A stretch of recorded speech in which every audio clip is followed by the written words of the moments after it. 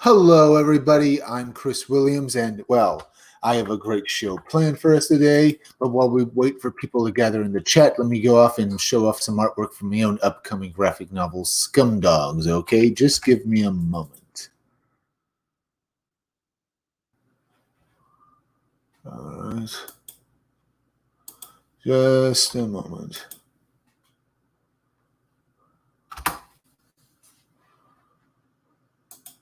Let me get this up here.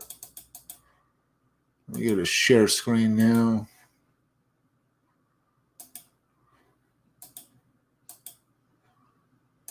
All right, just a moment. Let me do this too.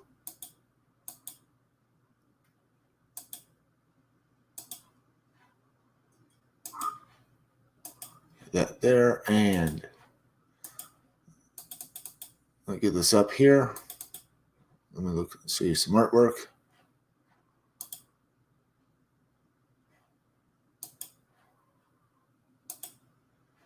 All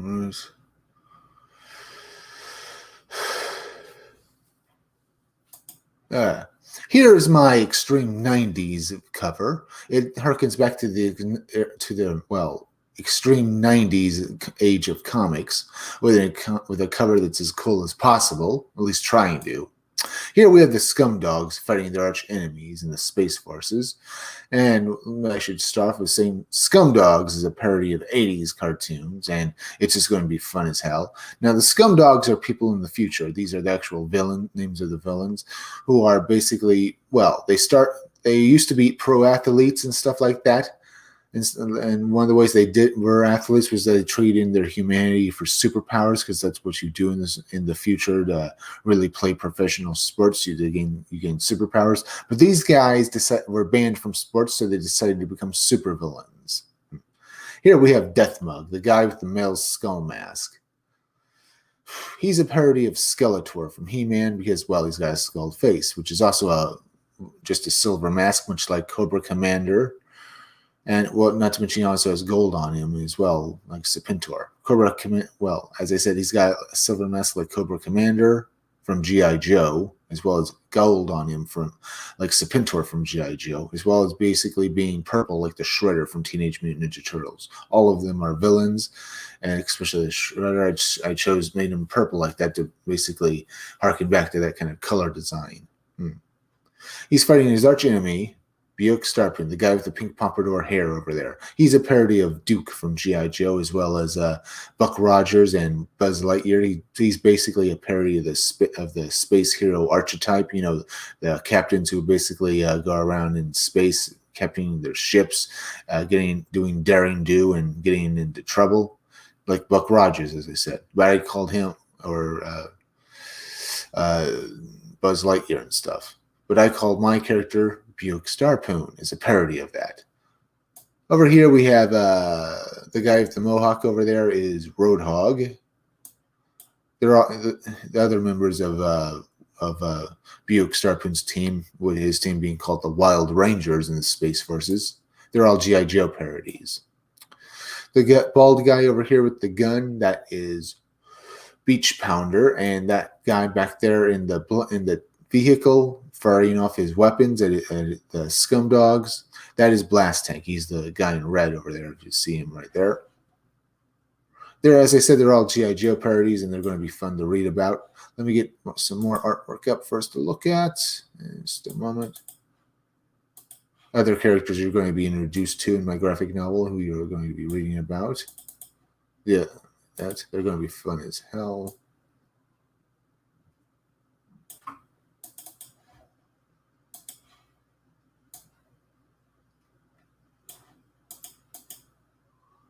All right. Here we have Girl Friday. She was put on she hates her job, and she hates Buick Starpoon. She works directly under him, and she hates his guts. She's no Girl Friday. She's a parody of the Girl Friday archetype. You know, the character who always follows the main hero around in their job and stuff, doing whatever they say. But mine is a different type of character. She was put there by her superiors in the Space Forces, basically to watch the Wild Rangers, because while they do their job right, they just well, screw things up along the way, like basically being so destructive it's unbelievable. So she was put there by her superiors to watch them and basically try and herd them into the right direction to get their job done, as well as try to keep the casualties and collateral damage down to at least a minimum. And she really hates her job because she feels like she's going nowhere with it. She feels like she's just watching these idiots. Basically, to her, she's basically in a zoo and stuff, and she's basically not only someone who works at a zoo, but also part of the exhibit by being part of the Wild Rangers, and she hates it. Now, come and read my graphic novel to see how much she read about her and stuff. It's going to be fun. We're going to look at the henchman of Death Mug. How in all 80s cartoons the main villain would be served by idiots, and you never know why he wouldn't just fire their butts. Well, these are my idiots. They work directly under Death Mug, and they screw up. The blue guy with the top hat is Murder Mouth, and the pink guy down here is Sloppy. There are a couple of idiots who screw up their jobs, and well, they love doing what they do, but they're massive screw-ups. It's going to be fun to watch. Now let's go over here. We have Hair Metal Doctor. Hair Metal Doctor is a parody of Dr. Mindbender from G.I. Joe, but he's also, Dr. Mindbender being a mad scientist, but my mad scientist is also crossed over with a hair metal musician. It's going to be fun seeing the lightning coming out of his guitar. Watching him is going to be, incredibly fun as he does mad science and rocking out at the same time. You can see him doing a jig in a spotlight. It's just going to be great when you read him in my graphic novel, which is currently in a pre-launch phase on Indiegogo. Go to Indiegogo, put Scumdogs in, it'll take you to my pre-launch page. Sign up for it, and the first 100 backers get a free poster of Buick Starpoon added to their order. Here we have Miss Breasty Melons. And by the way, hit that like button for me, okay, folks? It really helps me fight the algorithm. As well as please share this video out on Twitter and Facebook. Yeah, as I said, here's Miss Breasty Melons. She's a parody of the Baroness from G.I. Joe, but unlike the Baroness, she's a party girl who loves to have fun. She became a villain just because it looked like fun. All right. Now, these two pinups here of Hair Metal Doctor and Miss Breasty Melons, along with other pinups, they'll be out on T-shirts from Crypto Fashion, as well as pinups in the graphic novel when I have it finally out to you and stuff. So go and basically sign up for Scumdogs on Indiegogo. The faster I get it out and the more people see it, the faster my book will be in your hands. The faster these pinups and other stuff will be yours as well. Well, in your hands. These pinups will be in your hands. Yeah. All right, let's see this. We already have 3 likes. Thank you for hitting that like button. Now, let's go over here on Indiegogo. Let's see. Any new ones out? Any new Indiegogos? Don't see any. Let's go over here this way. See if we can't get anything up.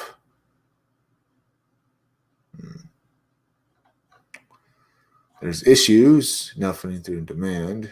Skits the comic book. The Skits has made pretty much a good amount of money. Gillian French has made, I don't know how much money it's made. $58. All right, let's see. Rainbow the Brute.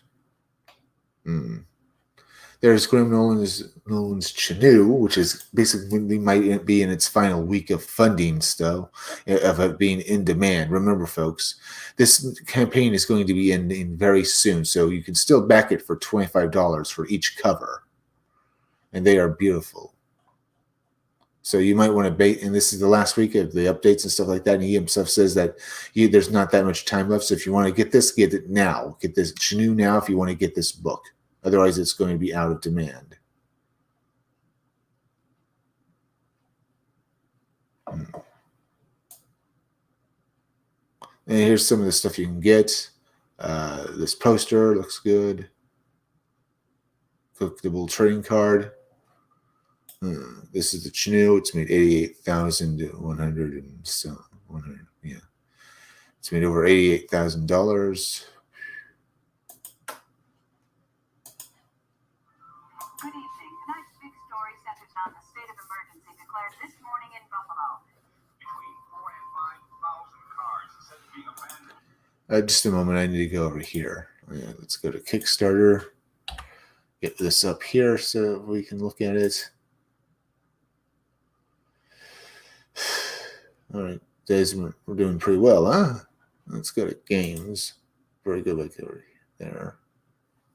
There's Steven Rhodes games. I'll probably look at that soon. Geeky Shadowcaster for the Nintendo Switch. Steven Rhodes games. All right. Let's go and look at that full thing. Good evening. Tonight's big story centers on the state of emergency declared this morning in Buffalo.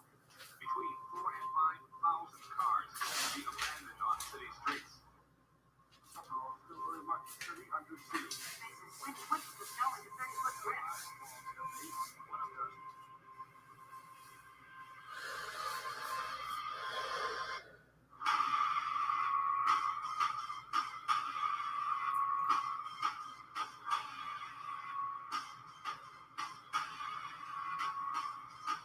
Hello tonight, 10 below zero. Get off the streets and highways as soon as possible.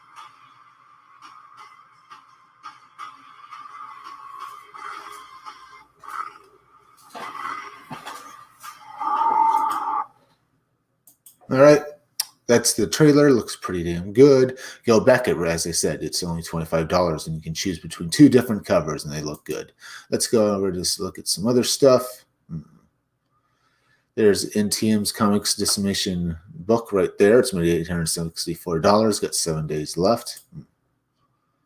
Been fully funded and coming to its backers, which is perfect. 7 days left.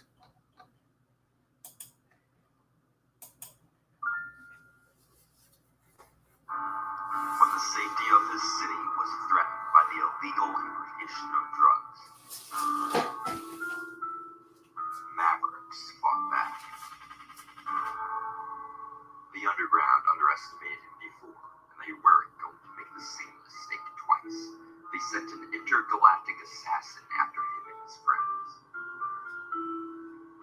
Things didn't go as planned. You make it seem like it's so easy to perfect a formula when it's not. And apparently neither is killing him. When an old friend returns, Maverick soon learns that there's more than what meets the eye. All right. I think that's Comics Mavericks Decimation graphic novel. Looks pretty good. You can back this book. Well, main cover, $20. There's the other covers and stuff like that are just basically color swaps for $20 as well. You can all 3 for $54. The artwork looks decent. Not the best artwork I've seen, but hey, not bad. All right. It's already fully funded and coming to the backers of this book. That's just good. Very good. We looked at that. That's damn. All right. Let's look at some other stuff. There's Cryptic Legends of the Mothman. Magna the Last Pantheon 1 has made $6,055. It's got 25 days left. The Dragon Guard has made $49,437. Elisa Dark, Werewolves and Bombats with 6 days left. It's made $3,363. Let's see what to look at. Let's look. This is basically the complete story. Elisa Dark is back in the 52-page conclusion to Werewolves and Bombats. Elisa Dark is a supernatural heroine, the tradition of Bronze Age horror characters from the pages of Vampirella and House of Hammer. 2 36-page comics and 1 giant-sized 52-page conclusion bring you 124 pages of fear-fueled fun. Elisa Dark is a supernatural detective trying to get through this her current thing right now where werewolves are killing their own kind and other monsters are coming out of the woodwork, and it's all leading up to the apocalypse. Come read about Lisa Dark as she can stop this what is going on and basically, well, come and basically see if she can do anything about it. Let's look at this trailer now. The ghosts are moving fast.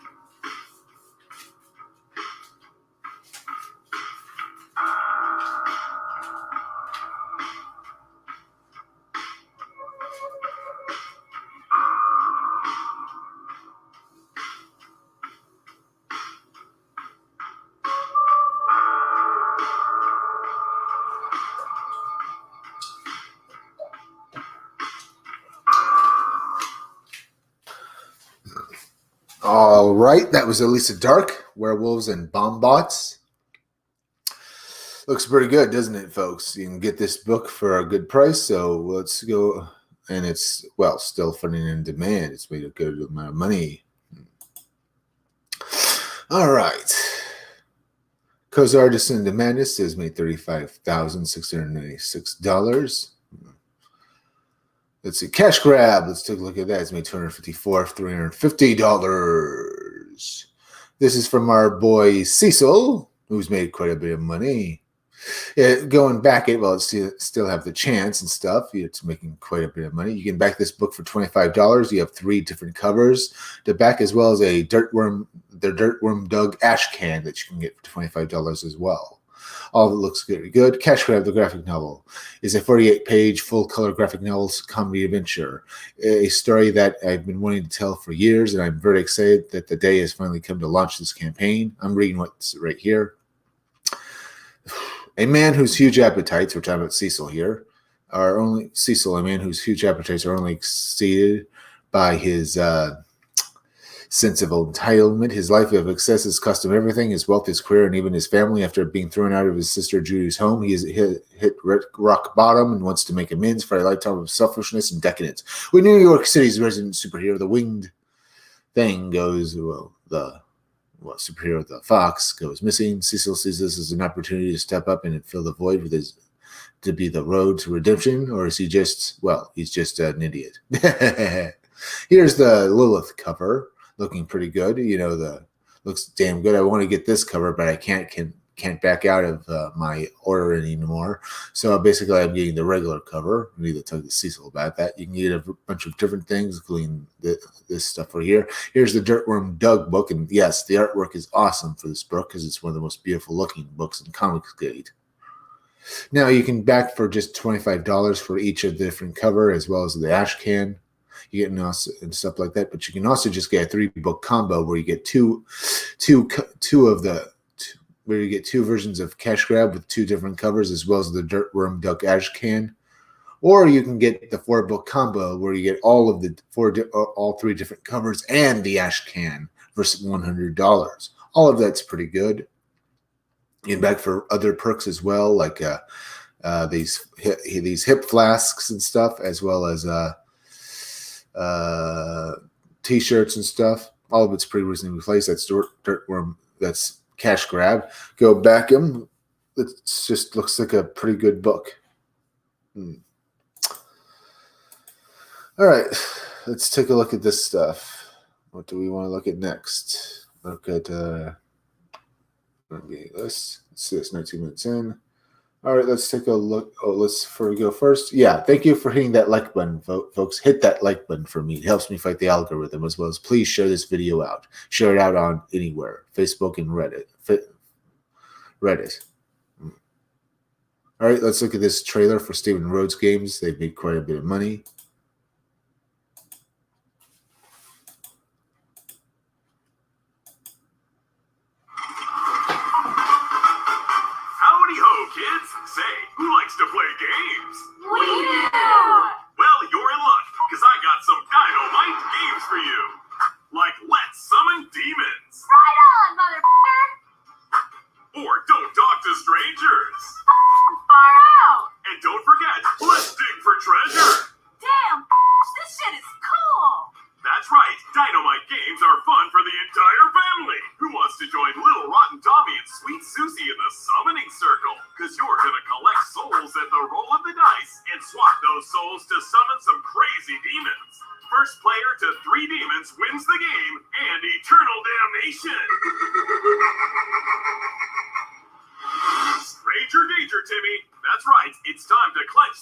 geeks and get off the streets in Don't Talk to Strangers, the strategy board game that pits you against some pesky ETs.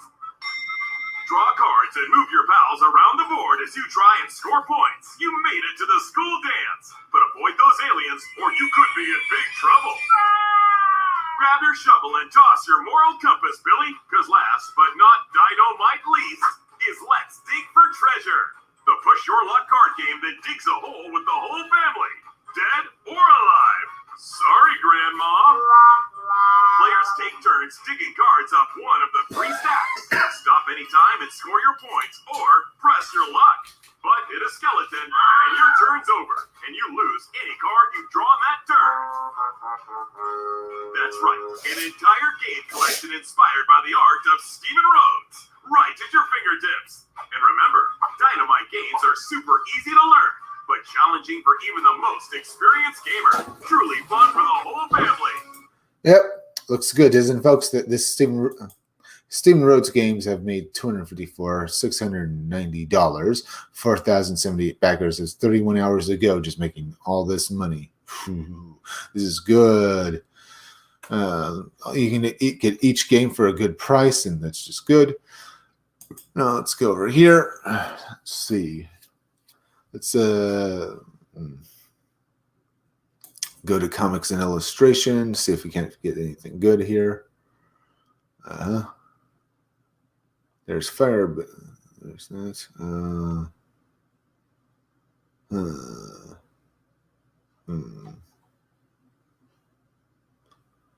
Frontier Forever. Brother. All right, let's go this way. Don't see anything I really want to look at. Let's see. 22 minutes in. Maybe I'll go over to, let's see, go before I do that. Yeah, good. Thank you for hitting that like button, folks. Remember, hit that like button for me, and it helps me fight the algorithm, as I've said before. So let me get this up here. Looked at that before. All right. And basically share this video out on social media, share it out on Twitter, share it out on Facebook, as well as go over to Indiegogo and basically back my pre-launch page of my graphic novel Scumdogs. Just go to Indiegogo, put Scumdogs in the search bar, go to my pre-launch page, and basically, well, go to my pre-launch page and basically sign up for it and stuff like that. You'll be happy. You'll basically be back in my graphic novel, and the faster you'll be able to get out to you. Let's go over here. Let's try Disney Star Wars is Dumb. Let's see if we can't find something fun to look at. Let's see. Beware of Lucasfilm turds burning gifts. All right. Disney Insider Pro WDW writes the following of the Pirates of Princesses. With Disney in financial straits, and trust me, that's an article upcoming because of the. Let me try this again. With Disney financial straits, and trust me, that's an article upcoming because they're. It still doesn't feel right. Let me try it one more time. With Disney with Disney financial straits, and trust me, that's an article upcoming because their stock is highly basically overblown, which is all of that is keeping them afloat. They can no longer throw their middle finger to fans and dictate what they must like. Luke Skywalker sells toys. He sells a lot of toys. Rey does not. The Mandalorian has been the only Star Wars franchise that is a growing success over time. So what does Disney do? Put Luke Skywalker in The Mandalorian, and they're going to do it again. Here's where Disney is going with all of this. They need Luke Skywalker to be back, redeemed, and the Jedi Master fans want him to be. Toy manufacturers need Luke Skywalker back. Marketing needs Luke Skywalker back. Game developers need Luke Skywalker back. Only people who don't need Luke back are ideologically driven nut jobs who try to fundamentally change Star Wars and the millennia-old concept of the hero's journey. Dave Filoni has planned to bring back Luke Skywalker and the hero's journey that makes Star Wars actually work. In a decade, Last Jedi will be seen like one of those comics where Superman died back in. Yeah, it technically happened, but hey, they retconned it, so he's back every single time. But hey, how are they going to do that again? And Is that the reason that Filoni has been complimentary to Johnson? Is it because he knows where he's about to get what Johnson did to do?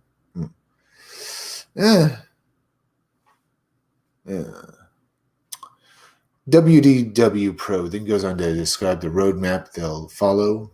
WDW then goes on to describe what the roadmap they'll follow with Luke Skywalker character. You can read the details of that in Pirates and Princes, but it essentially boils down to explanatory universe baggage where they explain away everything that happened to the Disney trilogy. They don't need to go to the Disney trilogy. They need to get rid of it as not at all what we thought it was, but something else instead, meaning that ultimately Rey and the Disney trilogy would remain intact with the additional material produced that attempts to change the nature. Not really. It's not going to work. They need to get rid of it. Only thing I'm interested in is George Lucas's trash treatments for the sequel trilogy. No interest in learning more about Rey or why the green milk vomiting Skywalker was some kind of ruse. Others may disagree. I can't see anyone basically. It's not going to work. But here are some problems. Scenario. There's a potential idea there about the matriarchy coming back and subverting what has always been dominantly patriarchal and male heroes, Zeus, Hercules, and everything else patriarchal. Ooh. They can't do that because we don't want that kind of crap. We don't want to read about what they have, especially what they've given us. We don't want to read it. We just don't want to read about it.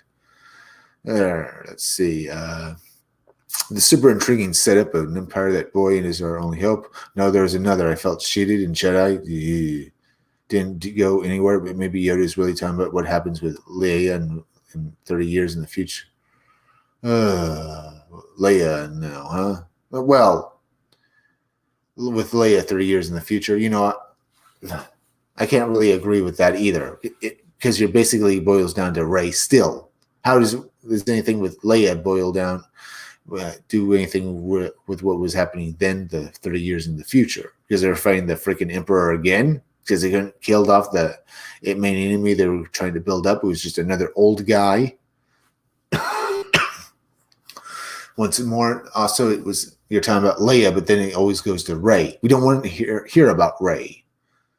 To which Dave Filoni replies, I love what we should shift so Leia is the Obi-Wan of the entire trilogy. Leia is Obi-Wan of the entire trilogy. Yeah, but it always boils down to Rey though, because you gave her all the power. Leia now. But what it boils down to is Rey. You talk about Leia. You talk about her. You talk about Luke Skywalker's sister, but then you always go down to your own character, which no one likes. It's dangerous because it makes it so about the women of Star Wars. Something to me says that's right. Ugh. Then what? It failed. There is something happening culturally at birth regeneration. The world itself needed healing. All of those things are problematic of the mother character in myth.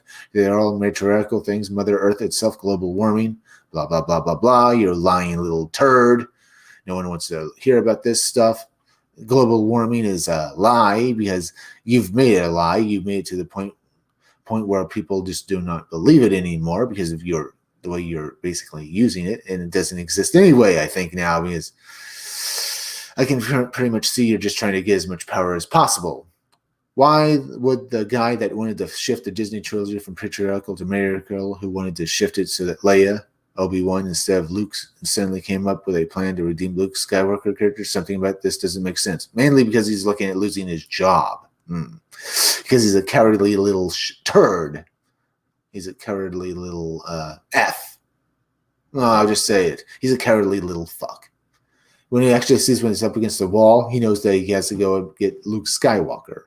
Back in August 2019, WD Pro, a certain lead individuals at Lucasfilm had a powerful disdain for Luke. Yep. Which lead individual? What is the nature of their powerful disdain?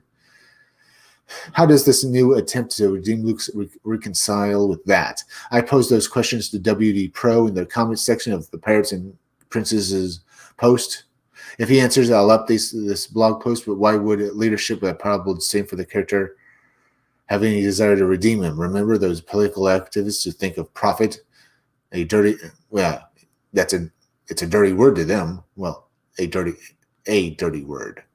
But the biggest problem I have with all of this is that I know too much about how modern Lucasfilm treats Luke Skywalker's character and all of its other media, so I can't fathom any scenario where they'll actually redeem the character. Those within Lucasfilm simply do not have the mindsets to do so, even if they wanted to, which I doubt they do anyway. To be perfectly frank here, while many fans were understandably delighted to see a Luke Skywalker in the Prime show up, the Mandalorian, all that was really seen by most accounts was about 5 to 10 minutes of lightsaber usage, a few lines of dialogue that's a long way from a full series. The real test of how they'll actually treat the character would be to do a full series where they'd have to come up with a lot more material than that.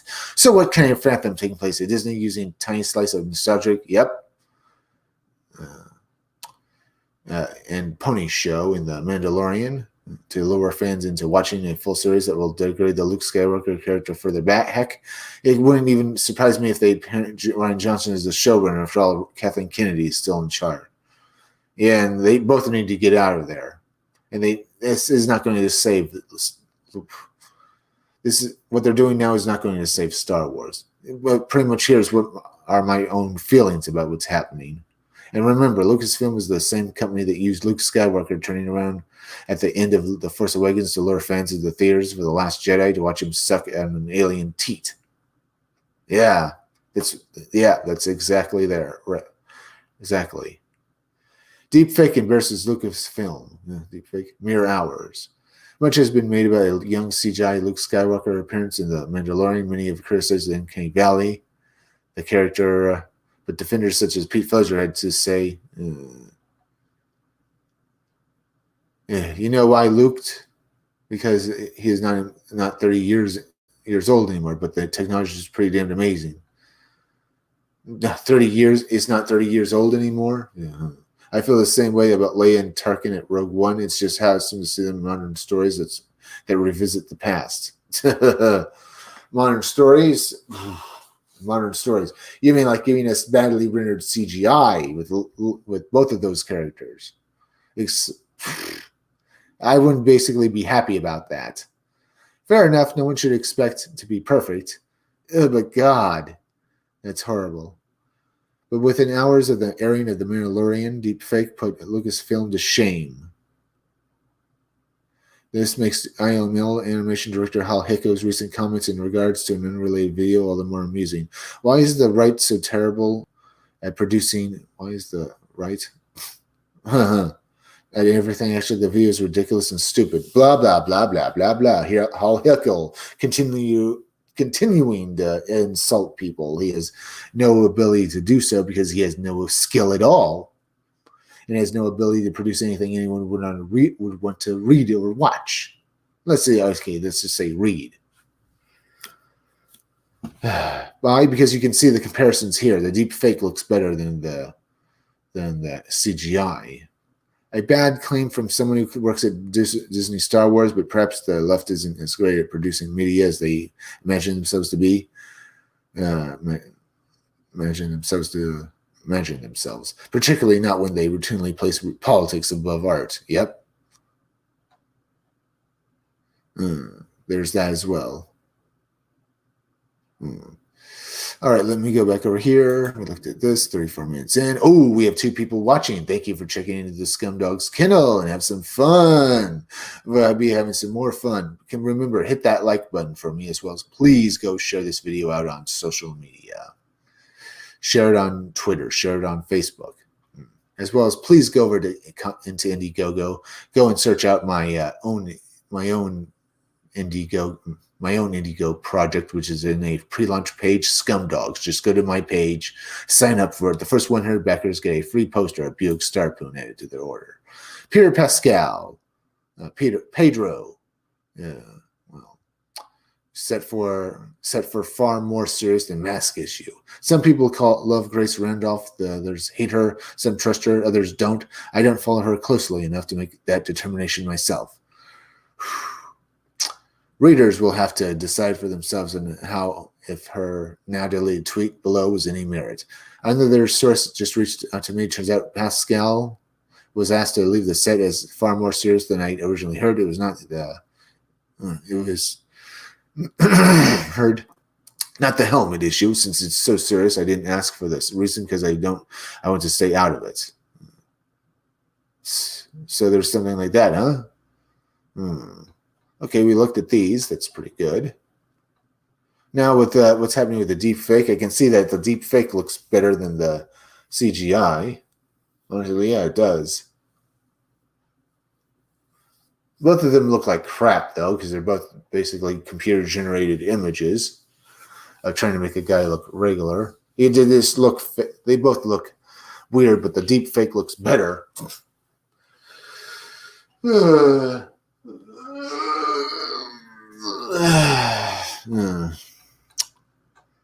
No, let's see over here. Let me go over here now to look at. All right. Let's go look at some more indie. Let's look at some more stuff over here. Let's look at some more comic books. Only Death Can Save Us, now finding through in demand, has made $8,397. Doing very good there.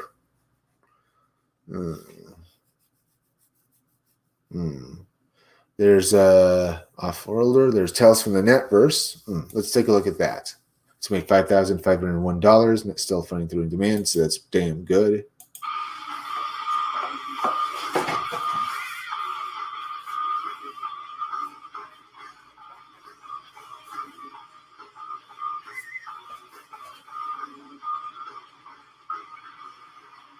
Tales from the Netverse.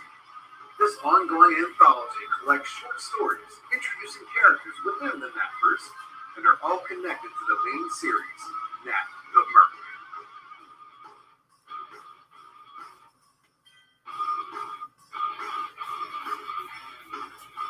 This 64-plus page perfect-bound anthology series collects short stories introducing Nat, Milani, Rose, Zed, and other characters within the Netverse that you'll get to know and love in this prelude.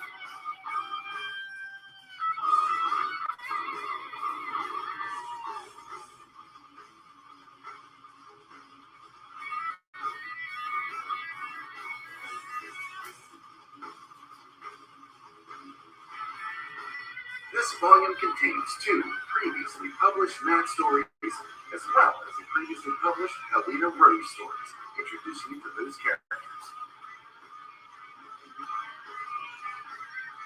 In addition, you'll also be receiving 2 brand new stories by Simon Sim Poitier. Royal Rumble, colored by Seven Legions Michael Beacon. Also, Nat and Zed, colored by Spartan Scotsman of Xenotype. Arm up! Yeah, it was Tales from the Netverse, which is a great looking book. You can back it for $25. Tales from the Netverse. As he said, it's just a collection of previous Nat the Merc stories, as well as 2 new ones. You can back it for $25, but you can also get the Sim Pack, where you can not only get the creator's previous effort in crowdfunding, Bloodhunt, as well as you can get a copy of the book, as well as a copy of Tales from the Netverse, all for $55, which is a good price for both books. You're getting one hell of a good read with that's going to be shipped to you, and you'll love it. That's Tales from the Netverse. Go back it on Indiegogo. Now let's go over here. We have people watching. Please leave some chats for me, folks. I'd love to hear from you guys. Now let's go over here. Yeah. Trying to see you hit that like button for me, and I thank you a lot for that. That's going to be great. Now let's look at some more stuff over here. We looked at that. There's thing for the Switch. Take a look at. Maybe I'll do this. Let's go to table.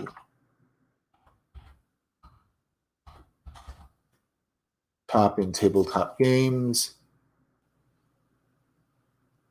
Let's see, Old Gamers, Horror Pick and Mix 2020. All right. The Well role-playing game. All right, let's take a look at this. Let's take a look. It's made $26,128. Not bad. Ooh, it looks funny and even more. It's made 4 days to go and looks pretty damn good. Maybe before I look at the trailer, I'll do this. The Well is an original tabletop role-playing game about exploring the abandoned crypts of your people's, the people who came before you, putting down the undead abominations that have arisen from their remains and escaping with as much loot and as few scars as possible. It's a classic dungeon delver with modern RPG sensibilities. An original lightweight game designed for speed and narrative integration. The system gives the players options without complication and lets them fear for their character without taking away control over their character's fates. The title refers to the Well, a massive shaft of emptiness pointing straight down 100 meters in diameter and formed in the interior wall by a hierarchical stairway that climbs into the black reaches above and recesses below. Every 1/3 rotation around the well, massive double doors open outward into currently or formerly inhabited tunnels. People live in Bastion, the last city, through one set of those doors. But when the city empties the stone and soil of resources, and when generations of entombed dead fill the halls, the people migrate downward and carve a new home out of the rock. They've done it dozens of times over hundreds of years, and above them, some evil force enemies to honor dead, turning them into the murderous monsters and abominations until they threaten to overwhelm the city. That's where Gravediggers come in. Where you come in, something sets you apart from everyone else. Bravery, desperation, obsession with searching for what's really up there in the past. We think we've buried whatever it is. Every couple of weeks, you gather your gear and your friends and head up the well. You're looking for unlooted crypts and broken tombs, places with enough danger to escape alive and enough loot to make it prey to the Well, a role-playing game of exploring dungeons, finding treasures. Looks good. Sounds good. Let's look at this trailer. Oh, hi. I can see you there.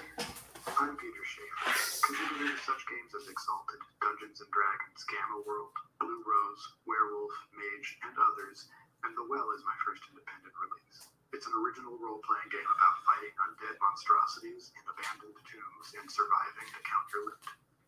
I'm a bit shy, so let's hear from some players. Okay, what I like about the well. What I like about the well. What I like about the well. What I like best About the well, playing the well. is the setting itself. The setting is underground. People fled the surface eons ago, surviving thanks to rune magic used with a magical paint. They followed the mysterious well, a big hole in the world going straight down seemingly forever. They left levels filled with tombs and emptied of resources behind them. One day, their ancestors' remains reanimated, forming undead abominations that chased the living even deeper down the well.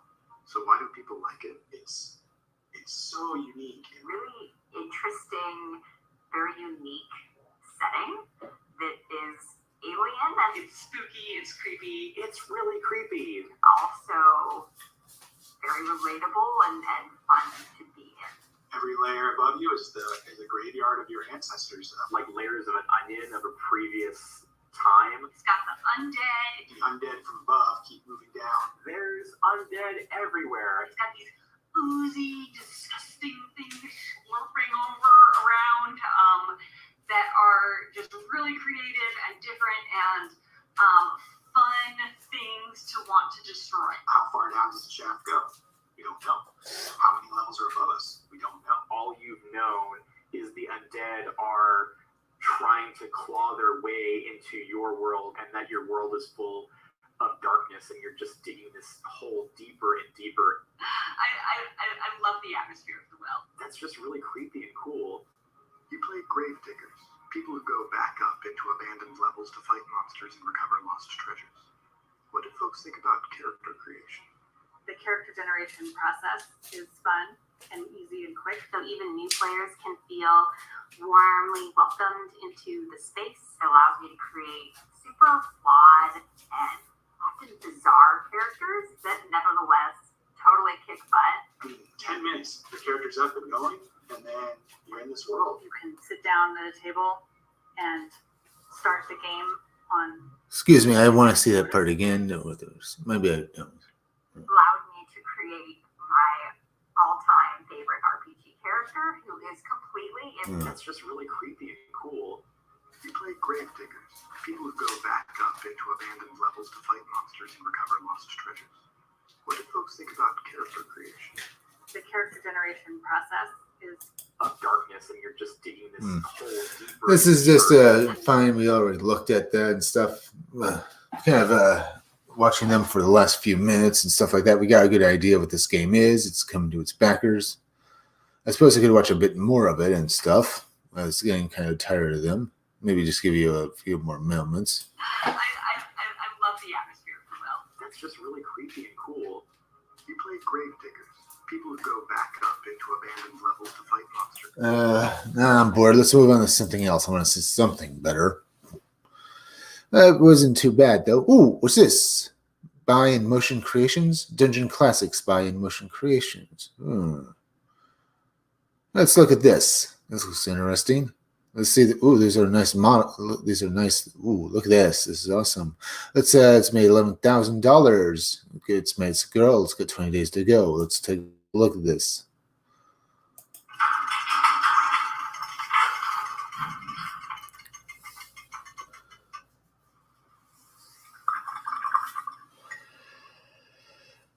Hello, we are In Motion Creations, and we want to introduce you to our project Dungeon Classics. The adventure begins.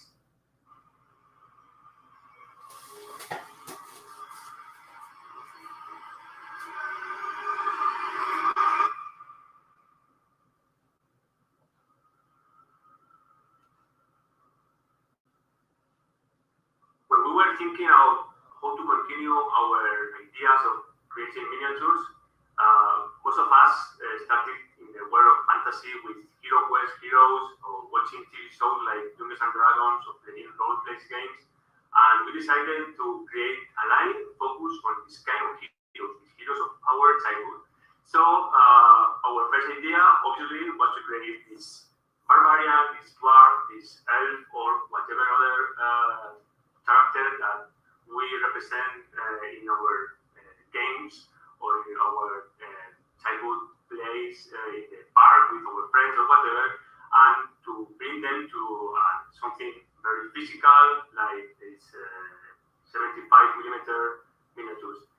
And many of you, we started painting miniatures 30 years ago, and now we have grown and we are adult people with families and even child, and we are in a stage of our lives where we want to continue painting, but sometimes we want to paint our old heroes of the childhood. But the new generation of painters that starts today, maybe through the war games like Warhammer or any other brand, need something to jump to another scale of painting miniatures. And with two ideas, we create the Dungeon Classics. Allow the people to start painting more complex figures, bigger figures of another scales, in this case 75mm scale, allowing them to paint in an easy way. But if you are an experienced painter like me or many others, you can make a super complex work in the figure, making freehands, making OSL or detailing till the point you want, because we offer you a free canvas, an open canvas in every miniature. In this case, we've been working together, David and me, especially because of the design, because he's a teacher and also an amazing painter. And he has been teaching me a lot about how to design a new figure with also all the specific areas that are really good for painters. Working together, we've been able to create the perfect figures for painters at any level. As you can see, these figures are not amazingly detailed. And the reason is we wanted to create some line that any painter can approach in any kind of level. So you can approach them as a beginner or also as a pro artist. You can see a difference between these miniatures and other kind of miniatures I've designed before for other brands. Even when these figures looks really simple, I want to say that the process was really complex because all of our efforts were aiming to be perfect for you. I hope you enjoy them. I hope you like them as much as we do. And of course, you never leave your figures unpainted. We want to see all of your versions. That's the most important thing for us. And of course, that you enjoy every minute. All right. I have been painting since I was All right, this is a bit longer than I thought. All right. Not bad. All right. I have enough about this. Looks pretty good. These miniatures look great. Not bad. Ooh, not bad. Look at this. All right.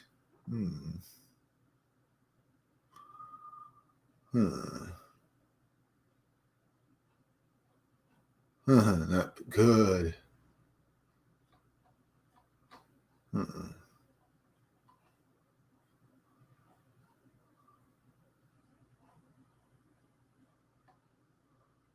All right, this looks very good. These look like good models, I have to say. Ooh, is that all there is? Trying to go for them making money and stuff like that. They are going to do it, so that's very good. You have 20 days to go. Yeah, looks good. Let's find some other stuff to look at now. Let's see this. Got 2 people watching. That's pretty good. You hit that like button for me, and I really appreciate it, folks. Thank you for hit that like button and basically helps me fight the algorithm. More people will see my content, and the faster my graphic novel will come out to you. As well as, please share this video out. Share it out on Twitter and Facebook. Well, Twitter and Reddit. Also, could you go to Indiegogo? Basically, put Scumdogs in the search bar. Go to my pre-launch page. Go and sign up for it, and the first 100 backers get a free poster of Buick Starpoon added. Let's go look at this stuff now. Cyberpunk, maybe. I'll look at Albert Miniatures Kickstarter, Desolate Plains. Let's see some other stuff here. Execution, the card game for 2 to 6 players based on adorable capital punishment. Execute your friends. Maybe. New York Crisis. An Avenger Corruptive said New York's a joy that must sign friendly trip to your lives. Okay, looks fun. Cyberglow City, sci-fi 3D. Let's see this. Raven Twin Miniatures, Ages. So some of these projects looks pretty good. Let's go back over here. See this stuff. Let's look at New York, maybe. Let's see. Family basically having to deal with New York City. Looks funny. $12,000. It's been fully funded. Got 69 hours to go. So there's that. All right. Let's go back over here. I can look at this later.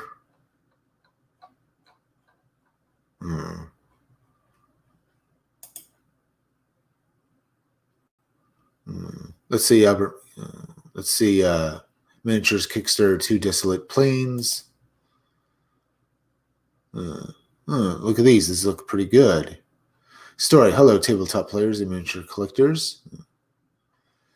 Do you have a 3D printer? Do you love to paint badass minifigs? Hate the process of removing supports? Look no further. Here's your chance to get a bunch of one-click print figurines, specially made to be printable. Supports no matter if you're a FDM painter. Printing.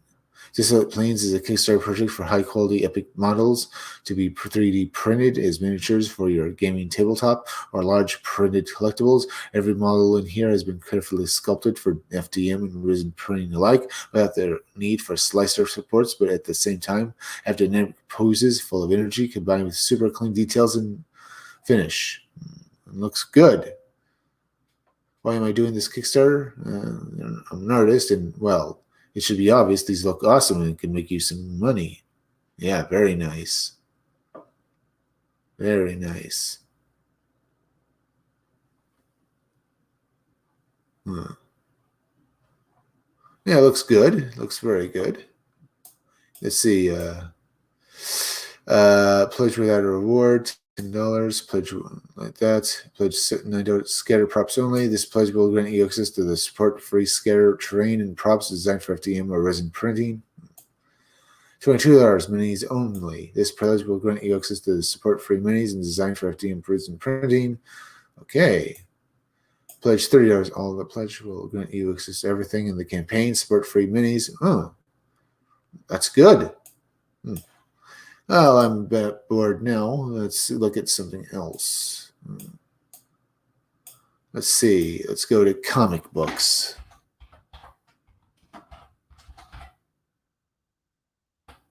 See what we have here. There's that.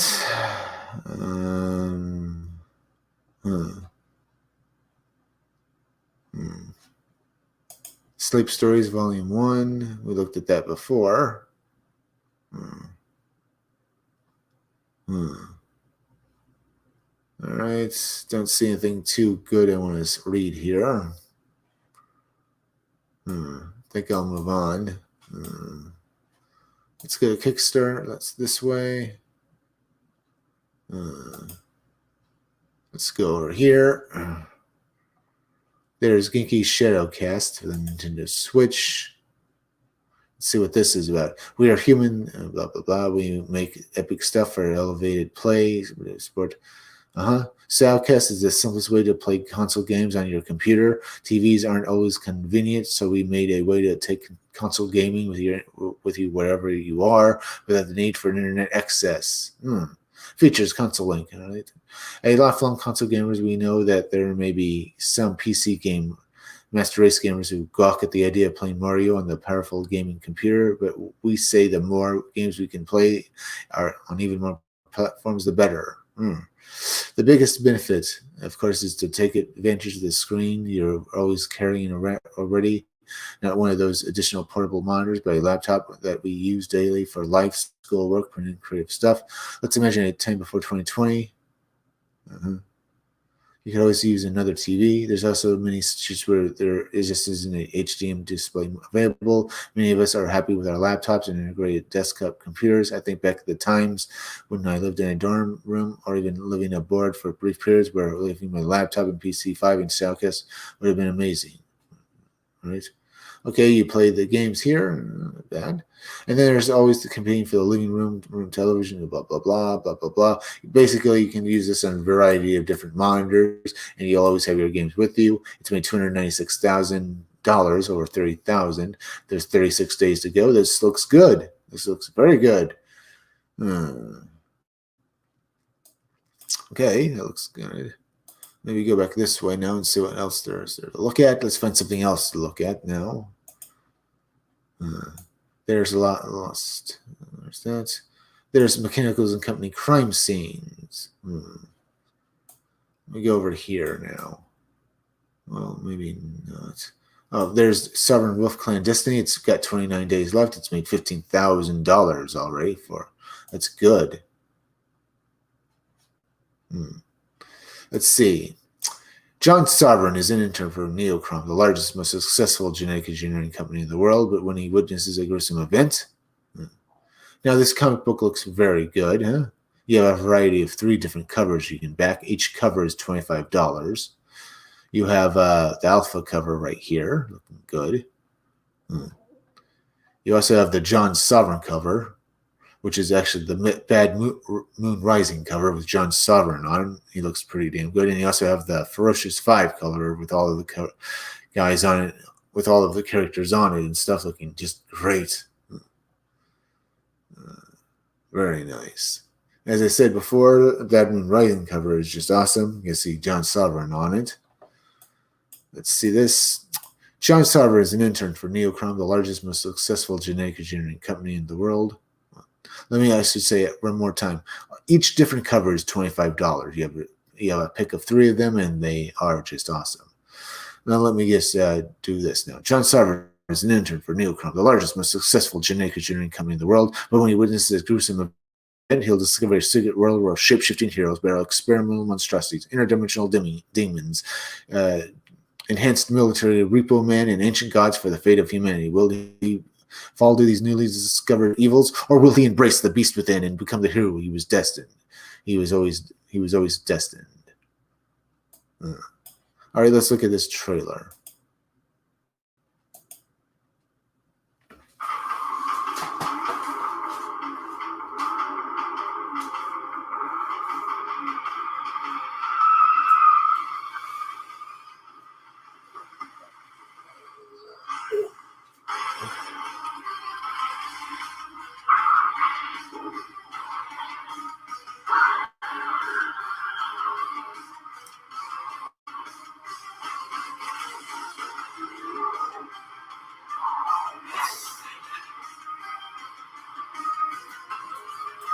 That was Sovereign Wolf Clan Destiny, and it just looks great. That's made $15,000. It's got another 29 days left, and it's made all this money in its first campaign. It's great. That is just great. 94 has made 6,585 with now finding through in demand, so that's pretty good. This is a trade paperback of a comic book series from the 90s. Yeah, this is a collection of the signed original 3 issues and stuff like that. This perfect bound trade paperback runs a total of this book is it's going to be 94. It's going to be a very 3-issue book, but it's going to basically reach a good amount of length. You're going to love this book. It looks pretty good. It's just a fun little number here, and the artwork itself is good. You can back this book for a variety of different covers, limited sketch plus trade paperback, blank stare stretch cover, $15. There's been a 94 one blank sketch cover. Oh, so it's only $15 for issue 1 with a blank cover. The trade paperback is $25. Looks 94 pages. Books okay, so this is a reprint of issue 1 for $15. You don't get the entire thing. You don't get a trade paperback for $15 with a blank cover. I thought that's what it was. So 94 is just going to be the trade paperback here, and it's only if you want all 3 issues, you need to buy it for $25. That's a sad thing, but at a reasonable price. Doesn't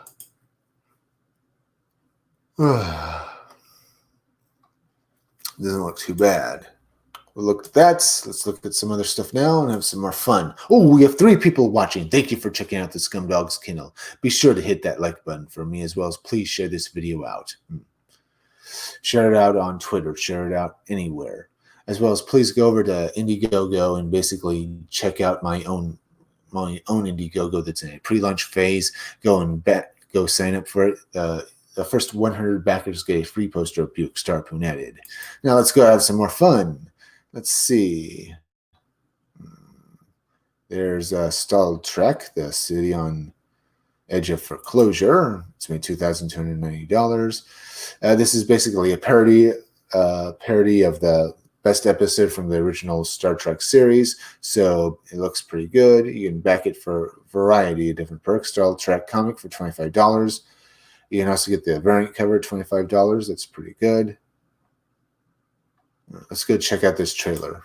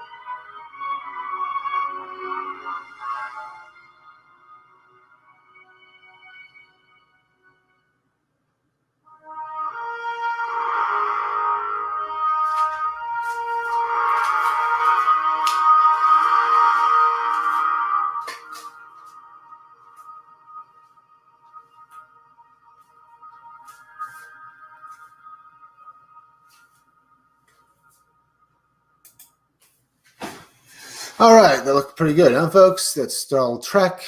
This book, well, it looks pretty good. It's made $2,200 some dollars. It's fully funded. It's got 46 days left.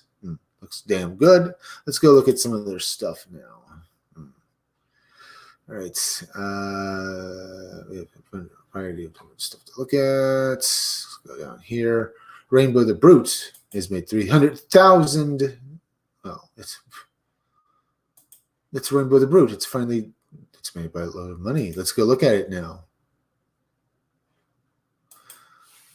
Or should I look at anything else? No, let's just look at Rainbow the Brute. All right. New from All Caps Comics. Rainbow, the Brute, the last real man in Fairyland. A tale of prismatic pain, a spectrum of brutality, and a pretty good dad. Choke Slam a Unicorn by back. Yeah, and it's done very well for this campaign.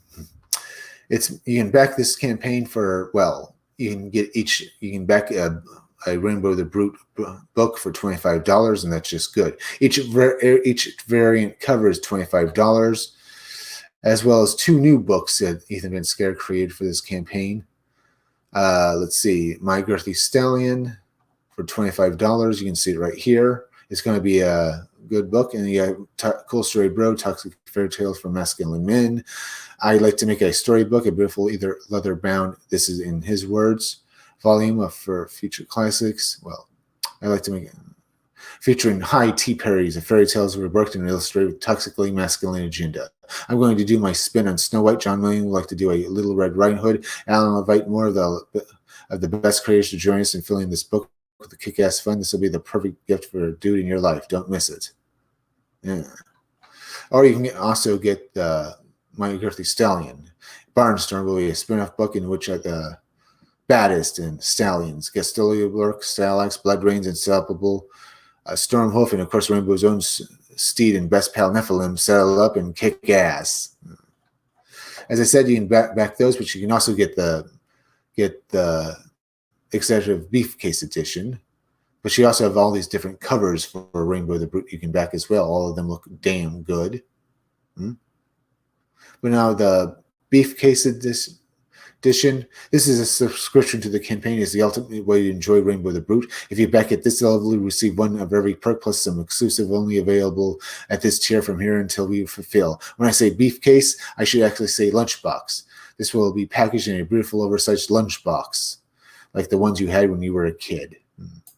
Now it's not going to be girly like this. It's going to be awesome, but with awesome Rainbow the Brute on it and stuff. The perfect way to store your Rainbow the Brute art all over it. The perfect way to share your Rainbow the Brute perks, limited to 4,000 pieces. These will only be available for this campaign. You'll be getting 1 copy of regular edition Rainbow the Brute, 1 copy of the 24-hour variant edition and stuff like that. 1 copy of the Kyle Rare variant edition, 1 copy of the exclusive Starberry Love variant cover, 1 copy of My Girthy Stallion Barnstorm, 1 copy of Cool Story Bro, Toxic Fairy Tales for Masculine Men, 1 of every additional regular perk and achievement for this campaign. Sees from here. You won't miss any of the ash cans, cards, stickers, whatever. It'll be found in your executive perk. Now let's look at these stretch goals. At 100,000, all versions of Rainbow the Brute will have beautiful prismatic covers. At 150,000, My Girthy Stallion will have a chromium cover. At 200,000, all executive Beefcase backers will receive a bonus black and white line art edition as can Rainbow the Brute. And he's already broken all of these stretch goals already. At 250,000, all backers will receive 4 Unbearables stickers. All executive Beefcase backers will receive a bonus Rainbow the Brute Dazzling sticker. At $300,000, all executive Beefcase backers are getting Rainbow the Brute thermos, and he's done it, and that's good. You can see he's made $900,900 over $300,900 right here. That's just good. Let's look at these updates.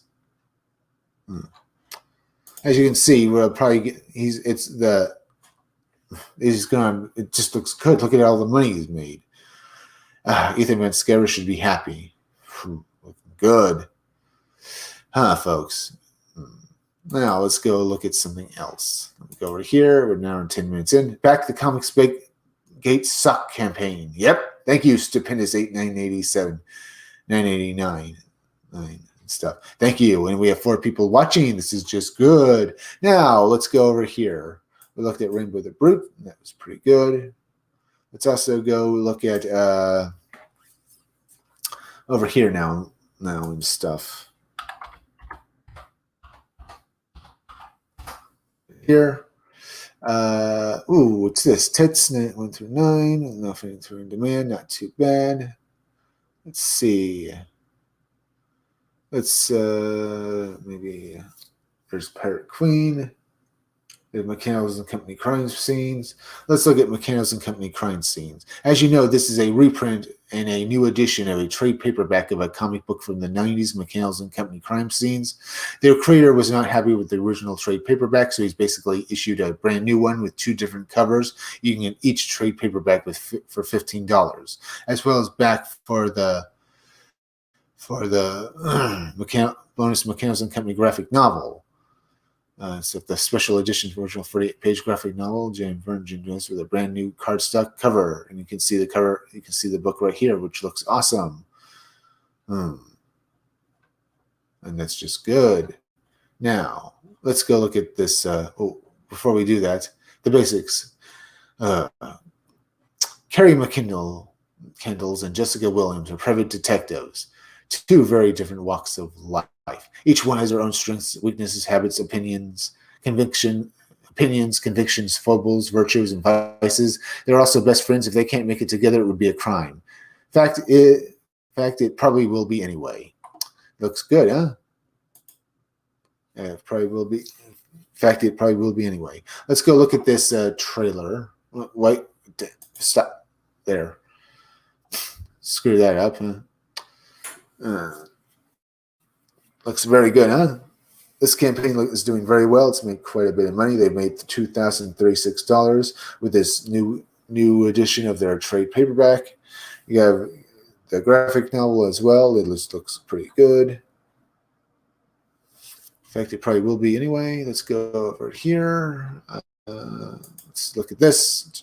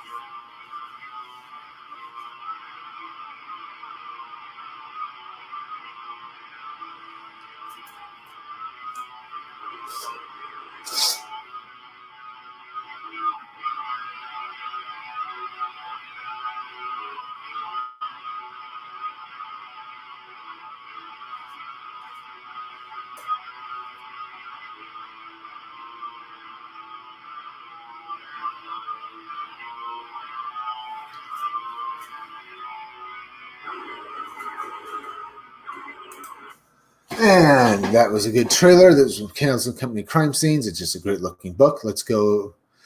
You can back it for a variety of different covers, and it looks good. Let's go look at this now. Let's look at Pirate Queen. This comes from Mandy Summers. She's made $21,000 on it. You can back for 2 different covers. There's other covers, but they're more adult-oriented, and they're only in special perks down here, and you can't really do that, and they seem to be in adult loot boxes, which is just good. Be in the book. Looks pretty good. Pirate Queen looks like a great-looking book. As I said, you have 2 different covers. Meet the Pirate Queen, Ava Bloodstone, as she takes you on a galaxy-spanning, adrenaline-pumping, non-stop sci-fi adventure. Join the crew of the Star Raider as the Pirate Queen leads them in search of treasure and riches beyond imagination, always trying to stay one step ahead of the evil Galactic Union of Imperial Federations. Written by Mandy Summers, Super Dead, Wart the Wizard, and art by Clint Helinski, Justice League, Young Blood, Lady Death, and stuff like that, with a bonus backup story telling the Pirate Queen's origin story, written and drawn by Clint Helinski, 60 pages of non-stop action. Not bad. New stretch goals ad. 20,000 all backers will receive a Hot Pirate Queen versus Raylo train card for free. 24,000 all backers will receive an extra free 6-page digital story. We're also expanding the digital adult story included in the 200 adult booty box. Perk 6 extra pages as well to make it a 20-page digital adult story. Looks good. Let's look at this trailer. Yeah, I tell you, it looks good. This and stuff like that. Let's there. Get ready for action and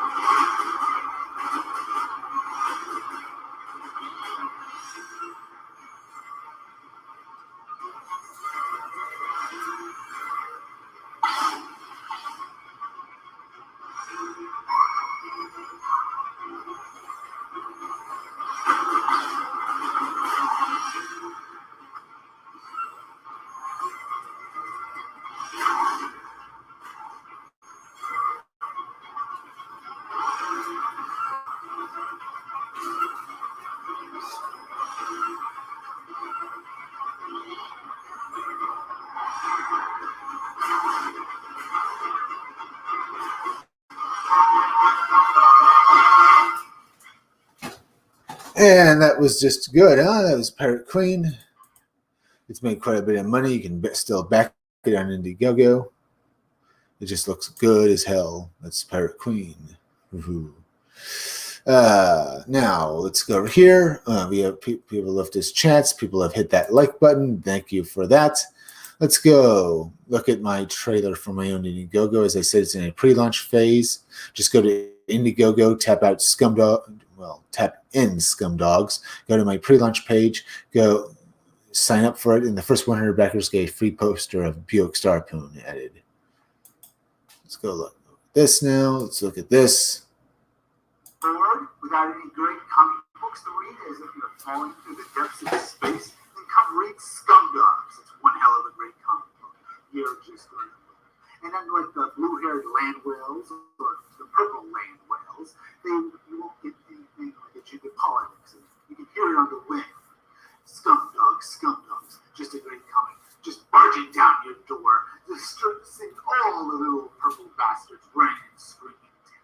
That's Scumdogs. You'll see the amazing sights of people running past gigantic, bizarre pictures, bizarre happenings, and great stories that'll make you just love the story. You'll get characters like Sloppy here, Hair Metal Doctor, Miss Breasted Melons, and you'll also get Murder Mouth, as well as the ultimate character, Death Mug. Yes, Death Mug, and you'll see him fight his arch enemy, Buick Starpoon, who leads his team into space versus the Wild Rangers in epic battles against the Scumdogs. You'll get characters like Hair Metal Doctor fighting Beach Pounder in an epic battle with a blast tank along as well, firing off his missiles in an epic showdown that will leave you grasping and wanting more. That's Scumdogs. Go and back it on Indiegogo. You'll get 3 covers. You'll get this cover here that's just awesome, the 90s muscle cover. You'll get this one where basically a parody of the characters just working in a grocery. Okay. You also get 3 covers, as well as a cover with them just chasing down purple land whales. Okay, little purple bastards. But it's going to be awesome. Get back these 3 covers on Indiegogo. Back my comic book. You're just going to love it. That's Scumdogs. Come and get it on Indie. Yep, on Indie. Yeah. Yo. Yep. See, that was my trailer there. It looks pretty good. Let's go over here. Now we're 20 minutes in. I want to thank you all for joining me. Remember, folks, go and subscribe to my YouTube channel. Read Comics, They're Bad for You, okay? Let's see. It's Read Comics, They're Bad for You. There, in my title is misspelled THERE, so it's easier to find. It'll take you directly to my channel, and you can subscribe to it. Make sure you're still subscribed. Hit that like button for me, as well as go over and basically share this video out. Share it out on Twitter, share it out on Reddit. Leave some comments down below. I'd love to hear from you guys, as well as please go over Indiegogo and basically sign up for the pre-launch page of my graphic novel Scumdogs. The first 100 backers get a free poster of Buick Starpoon, as well as go over and sign up for on YouTube and go and basically subscribe to Stitch Together Picks. Stitch Together Picks is a YouTube channel that deserves far more subscribers. It's hosted by the Maniacal Cinephile. Then go over to Creepy Little Book. That's another YouTube channel that deserves far more subscribers.